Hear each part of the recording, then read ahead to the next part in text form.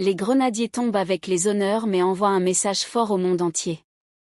Pour son grand retour sur la scène mondiale après plus d'un demi-siècle d'absence, la sélection nationale haïtienne avait rendez-vous avec l'histoire au Boston Stadium pour affronter l'Écosse lors de son premier match de la Coupe du Monde 2026. Dans une ambiance exceptionnelle, marquée par la présence massive de supporters haïtiens venus de plusieurs États américains, les Grenadiers ont livré une prestation courageuse, disciplinée et pleine de promesses malgré une courte défaite sur le score de 1-0.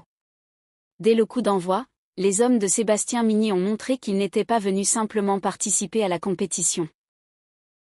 Face à une sélection écossaise plus expérimentée et habituée aux grands rendez-vous internationaux, les Haïtiens ont affiché une attitude conquérante, un pressing agressif et une volonté constante de jouer vers l'avant. Le sélectionneur haïtien avait décidé d'aligner son équipe dans un système en 4-4-2 avec Johnny Placide dans les buts. Devant lui, Carlan Arcu, Ricardo Adé, Haïti Delcroix et Martin Expérience composaient la ligne défensive.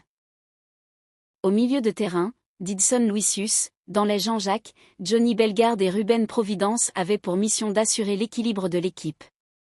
En attaque, le duo Franz Di Piero Wilson Isidore était chargé de faire trembler la défense écossaise. Les premières minutes ont été équilibrées. Les Écossais ont tenté d'imposer leur rythme grâce à leur maîtrise collective tandis que les Grenadiers cherchaient à exploiter la vitesse de leurs attaquants dans les transitions offensives. Très rapidement, les supporters haïtiens ont compris que leur équipe était dans le match.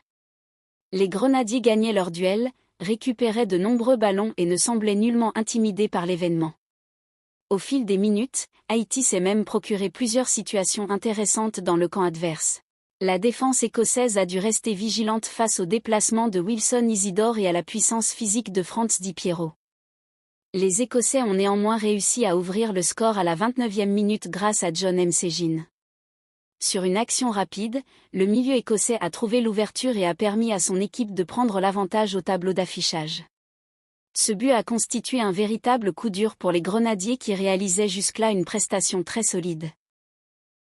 Malgré ce retard, les joueurs haïtiens n'ont jamais baissé les bras. Au contraire, ils ont immédiatement cherché à réagir. L'équipe a continué à jouer avec personnalité. Les lignes sont restées compactes. L'organisation défensive est demeurée cohérente. La circulation du ballon est restée fluide. Les Grenadiers ont multiplié les efforts pour revenir au score. Les supporters présents dans les tribunes ont continué à pousser derrière leur équipe. L'ambiance était électrique. Chaque récupération de balle était applaudie. Chaque offensive faisait naître l'espoir du